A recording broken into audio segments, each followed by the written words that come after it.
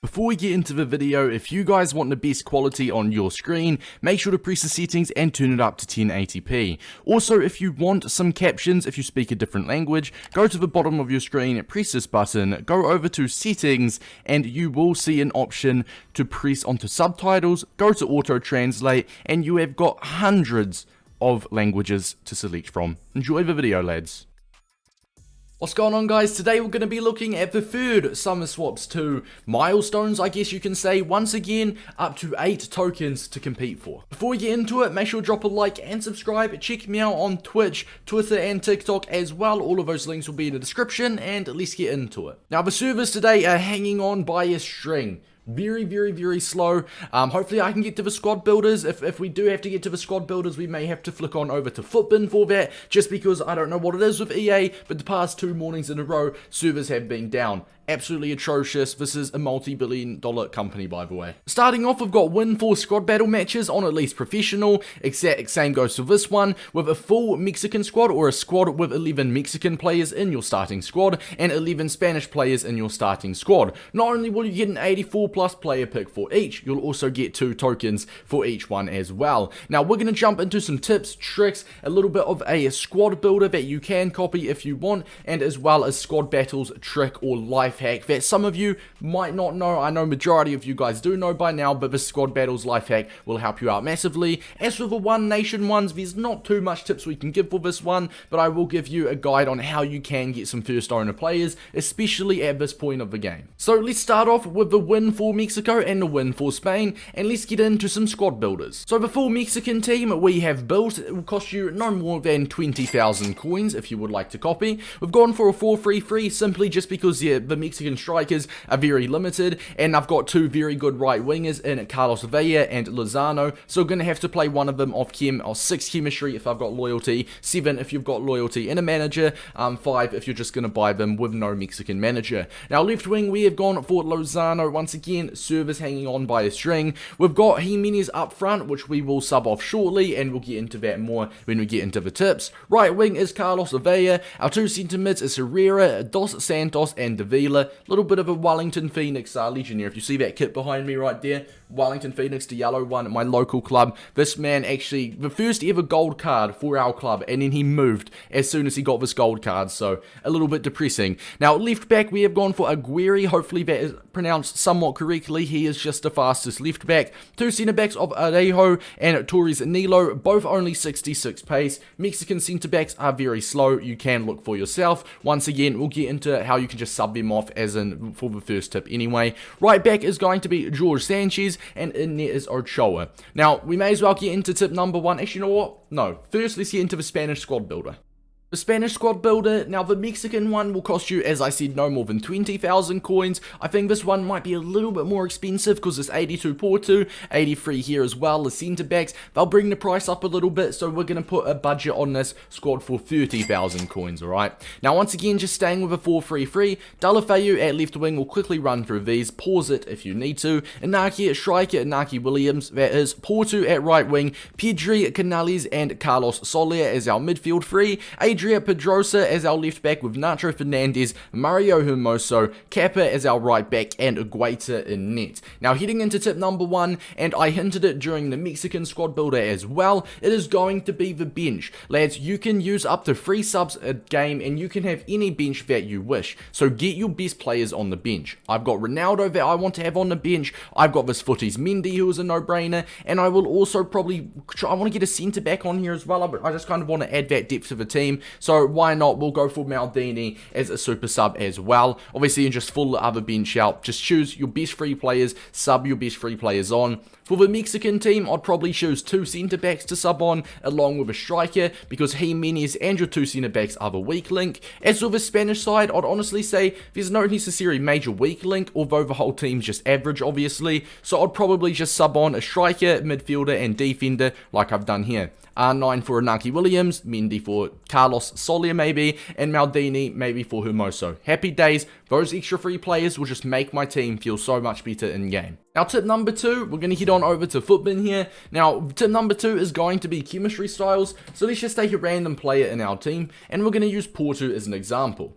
Now, as you can see, with a basic applied, and assuming he's on full chemistry, along with the squad being on full chemistry, with the basic, which is the boost every single card comes with, he'll get a +2 pace, +1 shooting, just some +4s and +3s throughout the board, and as you can see, he's an 84 rated right wing in game. Now, what our goal is to do is to try and make this rating as high as possible. So an 84 right wing, which is where we'll be playing him, let's see if we can beat that and get as high as possible. He's an 86 with a finisher, 85 with a Deadeye. It looks like a finisher or a marksman. Marksman makes him an 85.9 and a finisher makes him an 85.8. Therefore, a marksman looks to be the best possible chemistry style. A marksman you can pick up for 500 coins, gives him a +7 shooting, +8 dribbling, +6 physical, and once again, a basic, he's an 84, a marksman, he's an 86, alright? So he's just going to feel that much better in game. That goes with the whole team. Obviously, there's no point putting the chemistry styles on the players you choose to sub off, because they're not going to play much anyway.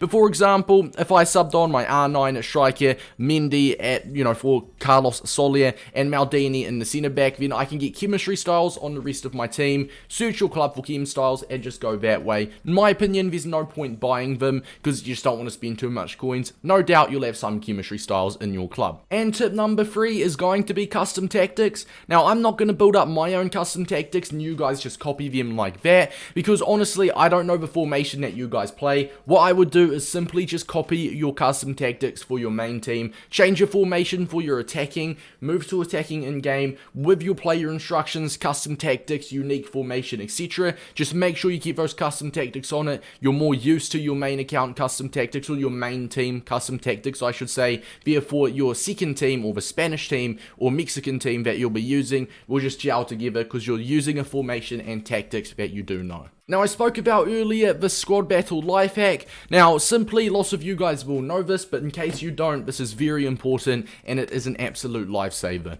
So basically, EA give you 4 squad battle games to play in every selection, usually a couple good ones, and usually a couple poor ones. Now, what you want to do is you want to play the worst one each time. A 196, we will definitely not want to play. 90 rated with 83 chem, probably a little bit challenging, but an 83 rated with 92 chemistry, if we try and view the squad here, very beatable. I've got a centre mid on 1 chemistry at centre back, and then I've got some bronze and silver defenders. That's a very beatable side. An 85 rated squad with 53 chemistry, if we view this one. Once again, I've got a few players off chem, but the worst team looks to be this squad here. So I'd go ahead and would play this on professional difficulty. Now, what you can do, and I will circle it, every 10 minutes or so, you'll have the option to update your opponents. I'm not going to update it now because I do not want to lose my current selection. But you can do this every 10 minutes. So it kind of fits perfectly, because a game is like 12-13 minutes, right? So you can play the worst team, and by the time you're finished that game against the worst team out of a selection, you'll have the option to update your opponents. So you'll simply just do that and keep doing that, etc. until you just keep playing the poor teams. If you do go over the 40 match limit, do not worry, it will still count towards your objectives. It just means it will not count towards your overall squad battles rank, and you will not get any points for finishing the game. But as I said, do not worry, it will still count for your objectives. Now that we've gone over the squad battles, tips, tricks, and life hack, let's move on over to the One Nation. Now I've got win 4 matches in a live foot friendly One Nation. We'll have a look at that shortly, with at least 8 first owned Italian players in your starting squad, and the same goes for England. So you need to try and get your best Italian and English players that you own. First owner is players that you have either packed, or players that you're the first owner of, so SBCs or objectives. If you buy a player off the market, obviously you're not the first owner of that card, therefore that will not count. If you go on over to friendlies and then play online, head on over to One Nation, which I believe is usually one of the first ones. Now, I'll circle the requirements for you guys, but you've got countries/regions max 1, first owned players at least 8, and at most 1 lone player, so quite self-explanatory. Now, if you do look over to the left, you've got time remaining, 14 days or 13 days, 23 hours, and you've got 4 matches a day. Now, the 4 matches a day is a little bit annoying, but it is what it is, alright? It's going to be quick, rapid fire player games as well, because if I remove my webcam, as you can see, the rules is first to. So if you score first, the match is going to end. If you concede first, the match is going to end. Once again, you've only got 4 games a day. Personally, I try set a goal to win 2 out of 4 every day, which means I'll be able to get 2 tokens every single 2 days, right? Yeah, that makes sense, right? Yeah, 2 tokens every 2 days, because for winning 4 is 1 token. You have to win 8 games all up, right? 4 with England, 4 with an Italian squad. So if you can try win at least half of them a day, you should have these ones done within 5 or 6 days. Now, when it comes to actually building the squad, what you want to do is you're obviously going to be searching your squad for Italian and English first owner players. Now, my Barella is obviously first owner because he's an SBC that I completed. My Maldini's a first owner because I packed him. This man, not even going to try to pronounce his name, is a first owner because I packed him. I don't even think I've got any non-first owner players as an example. I don't even have too much Italian players, to be brutally honest. Now, as for my English first owner players, I believe I've got quite a few here actually. Now, I've got Grealish, who is a first owner. As you can see, all of these guys are first owners. Lots of Arsenal related cards here as well. So I'd be able to, I'd be alright with the England squad, alright? So there will be no worries at all. Now, we'll get into shortly how you can get your first owner players, or if you are running out of first owner players, you're at 7, you need 8 to get in, you need a couple more first owner players. I'll go through that shortly. But as well, make sure the bench is English players. The bench does not have to be first owner players though, so you can just literally put on a filter, and this goes for Italian or English players, and just try buy them for 250, 300 coins, however much they are, just to fill out the bench. You cannot have any bench you want with this game mode. You have to have your English/Italian bench as well. Now, I've been in this position myself when I was doing the Netherlands One Nation, when they first released the Summer Swaps 1 Milestones, and I had 6 first owner Dutch players, right? I needed 2 more.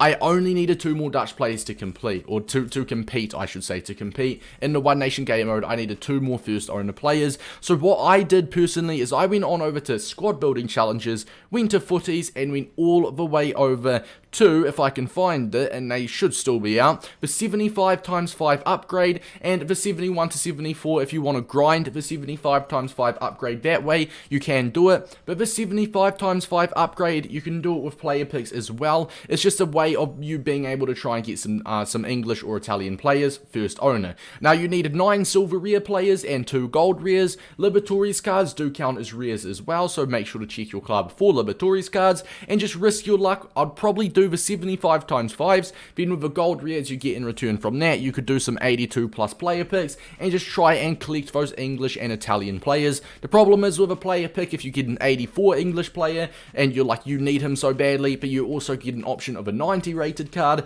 that's a different nation, and you'd want him for fodder, you're in a predicament.